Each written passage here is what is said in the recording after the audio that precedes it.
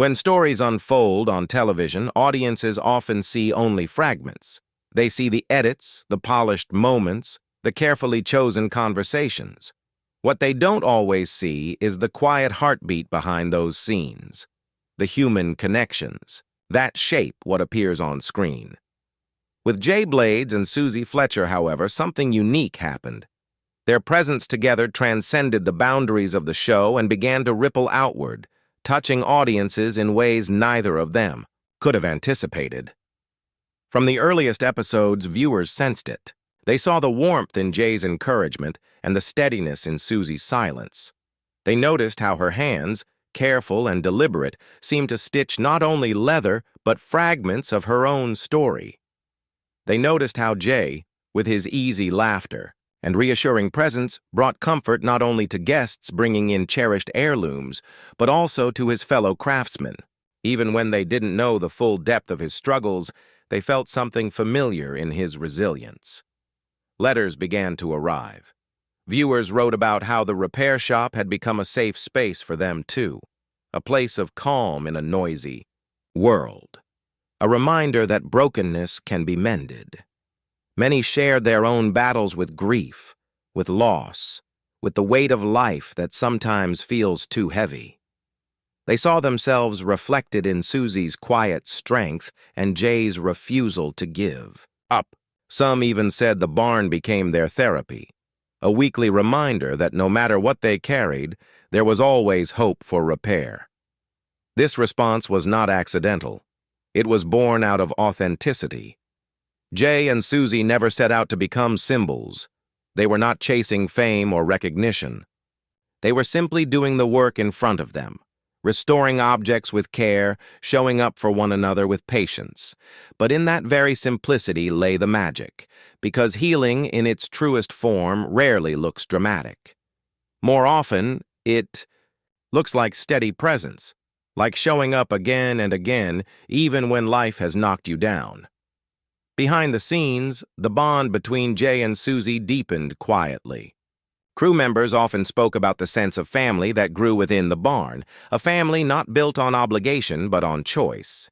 They described how Suzie, once hesitant around cameras, slowly began to smile more freely, her confidence blooming again. They described how Jay, once carrying the weight of his past heavily, seemed lighter when surrounded by colleagues who understood him. There was no need for grand declarations between them. The trust was evident in the way they worked side by side. This dynamic soon became part of the DNA of the repair shop. The barn was no longer just a set, it was a sanctuary. For cast, crew, and viewers alike, it stood as a symbol that restoration was not limited to furniture, clocks, or saddles. It extended to lives, to identities, to the broken places inside every person who watched. Culturally, this impact was profound. In an age of fast-paced reality shows filled with drama and conflict, the repair shop offered something radically different: kindness. The bond between Jay and Suzie underscored that difference. They reminded audiences that television did not have to be loud to be powerful. It did not need arguments or rivalries to hold attention. Instead, it could be soft, gentle, and deeply human, and still resonate across millions of homes. Their story also carried an unspoken invitation. If Jay and Suzie could find strength after loss, so could anyone. If they could step into new chapters after pain, then viewers, too, could believe in the possibility of starting again. This message became part of why the show's following grew so fiercely loyal. People weren't just watching restorations of objects. They were witnessing restorations of the soul. As the years passed, the friendship between Jay and Suzie came to symbolize endurance. Audiences grew protective of it, celebrating each moment they shared on screen. Theirs was never a bond needing labels or explanations. It was enough to know that it existed, that in the chaos of life, two people had found in each other the kind of trust that heals. Looking at their journey now, one can see that the barn itself has become more than a workplace. It has become a metaphor, a place where the broken are not discarded but welcomed, where every crack tells a story, and where care transforms what was once considered beyond repair. Jay and Suzie stand at the heart of that metaphor, living, proof of its truth. And so the story circles back to where it began. The barn doors open, the smell of wood and leather fills the air. An object, worn and weary, is placed gently on the table. Hands move carefully, patiently, giving time and attention to what is fragile. Slowly, almost imperceptibly, transformation begins. In that process lies the essence of the repair shop, and the reason Jay Blades and Suzie Fletcher's bond will forever be remembered. For it is not just about objects. It is about people, about lives mended, confidence restored, hope rekindled, about the silent promise that no matter how broken we may feel, there is always a place, always a moment, always a connection that can remind us nothing is ever truly beyond repair. Their bond, patient, resilient, and unspoken, illustrates something profound. That restoration is not just a craft, it is a way of living. Brokenness does not have to be permanent. Scars are not signs of failure. They are reminders of survival, of journeys endured, of lives rebuilt. In a world that often celebrates noise and spectacle, Jay and Suzie's connection is a testament to the opposite. It is about patience, about resilience, and about the beauty of ordinary moments. Their presence in the barn, side by side, became part of the fabric that made the show so deeply moving. As the cameras rolled and viewers watched objects return to life, something else was happening too. In that old barn, people were finding belonging. People were finding trust. And people like Jay and Suzie were discovering that even after loss, even after hardship, healing is possible. The repair shop will always be remembered for its craftsmanship. But for those who look closely, it will also be remembered for the way it quietly showed us that restoration is not just for things. It is for people, and perhaps that is the greatest gift of all. The story of Jay Blades and Suzie Fletcher does not end within the walls of the barn. In many ways, what they discovered together, and what they helped to create with their colleagues, is part of a much larger legacy.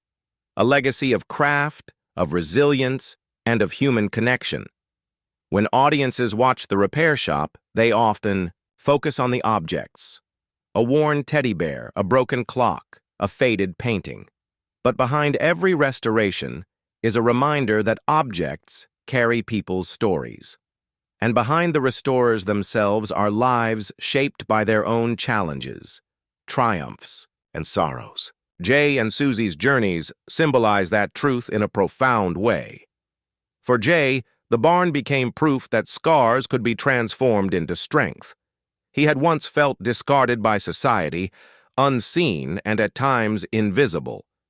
Yet in this space, he discovered that his presence mattered, his story resonated, and his craft could change lives. In every chair he repaired, in every piece of wood he polished, there was a quiet reflection of his own resilience. He became, in a way, a storyteller, not just with words, but with hands that could turn brokenness into beauty. For Suzie, the barn was equally transformative.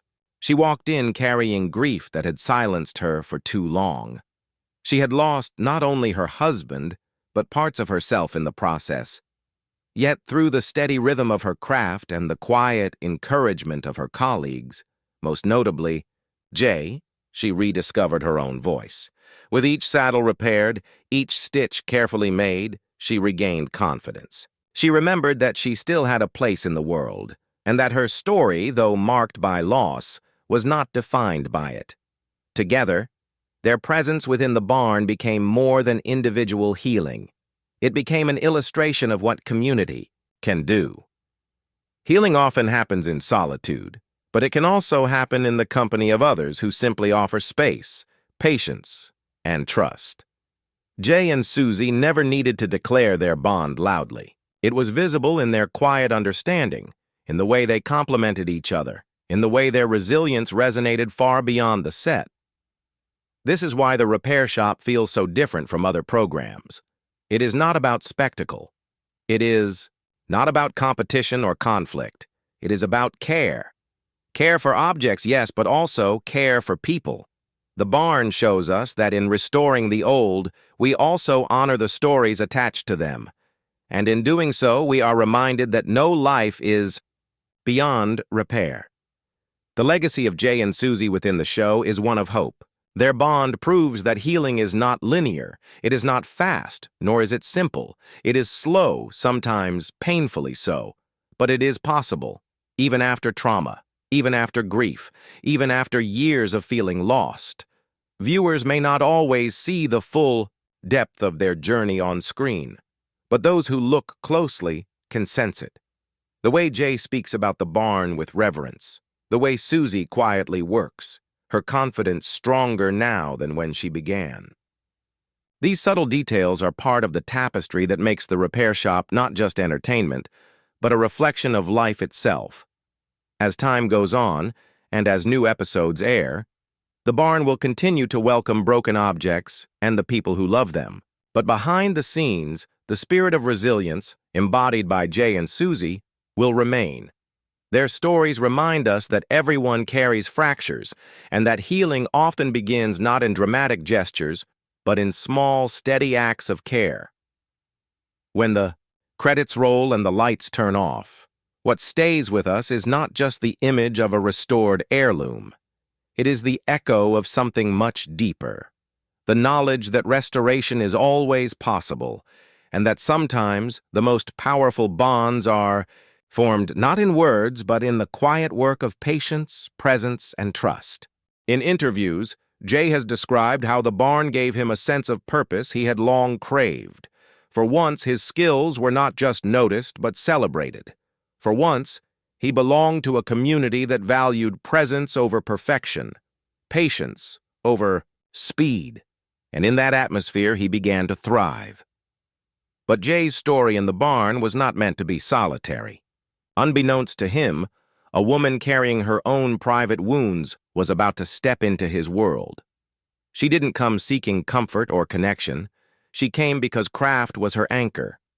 Yet what unfolded between them would shape not just their experiences in the barn, but their very understanding of healing and trust. When Suzie Fletcher returned to the UK, it wasn't simply a change of address. It was a decision to begin again. Her years in the United States had been marked by both love and devastating loss. She had been married, but her husband's death shattered the life she thought she would build. Beyond grief, her marriage had also quietly diminished her. She lost confidence. She became quieter, more introverted. Her sense of self eroded. By the time she came back to England in 2016, Suzie was in search of something steady, something that might ground her once again. She wasn't chasing television appearances or public attention. She was returning to the one thing that had always made sense, her craft. For Suzie, saddlery was more than a profession. It was a language of steadiness and control. The measured pace of stitching leather, the precision of her tools, the quiet focus required, all of it offered her stability when emotions threatened to overwhelm. Her brother, Steve Fletcher, was already part of the repair shop team. Through him, she found her way into the barn. At first, Suzie was reluctant. The idea of cameras, of being on a set, of having her every move captured did not appeal. She had no desire to perform. She simply wanted to work. But as she settled in, she realized that the barn was not really about performance. It was about community. It was about restoring objects with dignity and, in the process, acknowledging the human stories tied to them. Slowly, Suzie began to feel at home. Her healing didn't come all at once. It unfolded gradually, in the quiet moments of doing what she knew best. Each saddle, each piece of leather became more than just a project. The work offered her stability, but the people began to matter too. And among them, one presence stood out. Jay Blades. She hadn't met him before, didn't know his history, and yet something about his demeanor struck her. He didn't pry, He didn't push. He offered space, quiet, steady space. For Suzie, still navigating grief and the fragile process of rebuilding, that space was invaluable. In Jay, she found not someone who wanted to fix her, but someone who instinctively understood that healing required patience. Without questions, without assumptions, he gave her exactly what she needed most: time. The bond between Jay and Suzie did not form overnight. It wasn't dramatic or loud. It grew quietly in the ordinary rhythm of working side by side. While the cameras captured the restoration of objects, something less visible but equally powerful was taking place. Two people, both carrying histories of brokenness, were learning what it meant to find strength in each other's presence. Suzie remained reserved in the early days. She didn't command attention, but her calm energy filled the room in a different way. For Jay, who had known chaos and noise in his own life, her presence offered balance. Where he was outwardly expressive, she was quietly thoughtful. Together, they created a harmony that viewers might not have noticed, but those in the barn certainly felt. Jay, with his instinctive kindness, offered encouragement without pressure. He never put Suzie in the spotlight, never demanded more than she was ready to give. For someone still carrying fresh wounds, this mattered deeply. Suzie, in turn, offered Jay something equally vital: steadiness. For a man who had once felt adrift, her quiet presence reminded him of stability, of calmness in the midst of unpredictability. Their connection wasn't about romance, and it wasn't about spectacle. It was about two people recognizing in each other the same language of resilience. The barn became the backdrop for their healing, and their bond became one of the quiet engines that made the repair shop not just a television program, but a community of care. Looking back, it's clear that the repair shop was never only about antiques. It was about people. The broken objects brought into the barn mirrored the brokenness carried silently by those who restored them. And in the process of repair, both the items and the individuals found new life. Jay Blade's and Suzie Fletcher's stories are powerful reminders that healing does not always arrive with fanfare. Sometimes it comes in the slow, steady rhythm of everyday work. Sometimes it comes in the quiet presence of someone who offers space rather than solutions. For years, the repair shop has been more than a television program. It has been a warm presence in countless homes, a place where comfort, nostalgia, and the quiet beauty of restoration met. Each episode brought a sense of calm, the kind of slow television that gently reassures rather than overwhelms. Viewers watched with a quiet smile as old objects, often forgotten in attics or hidden away in cupboards, were carried into the barn. Every dent, every scratch told a story, and in the careful hands of the experts, those stories came back to life. But behind the cameras, behind the gentle rhythm of sanding, stitching, and polishing, something else was unfolding. Not the kind of drama that fills gossip columns, nor the scandal that feeds tabloids. This was something quieter, deeper, and far more lasting. It was about resilience. It was about timing, and it was about a bond between two people, Jay Blades and Suzie Fletcher, a bond few truly understood until much later. The repair shop was conceived as a celebration of craftsmanship. At first glance, it was about the objects, the antique furniture, the weathered saddles, the delicate clocks. But almost immediately, it became clear that the show wasn't simply about items. It was about people. The barn wasn't just a studio. It became a kind of sanctuary, a place where memories were shared, where loss was acknowledged, and where healing, subtle, unspoken but powerful, took root. From the earliest episodes, the format was simple. Someone would arrive with a broken possession, often infused with family history. The experts would examine it, discuss techniques, and begin the process of restoration. When the piece was finally revealed, tears often flowed. Viewers cried too, not only because the object was fixed, but because the memories tied to it had been honored, given space, and treated with dignity.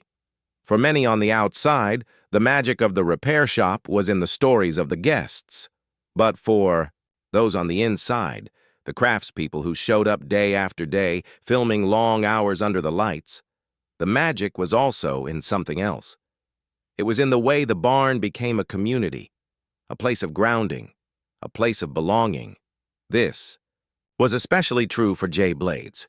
When he first stepped into that barn, he brought with him not just his skills as a furniture restorer, but the weight of a life that had known turbulence, hardship, and pain.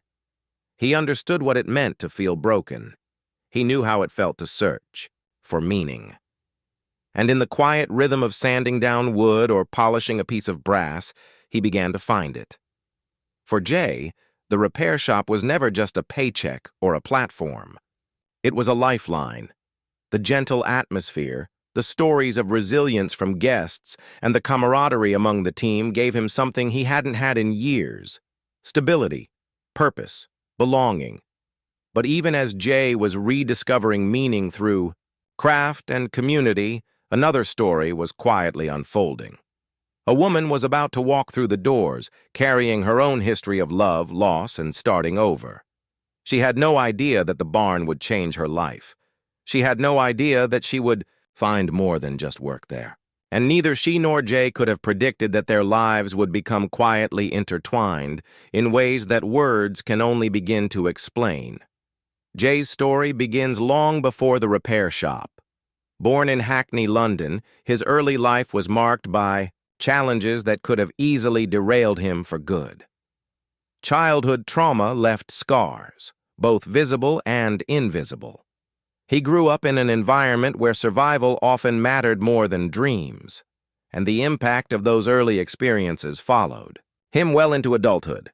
At times, life spiraled. Jay has spoken openly about periods of homelessness, about sleeping rough, and about stretches when steady employment seemed forever out of reach.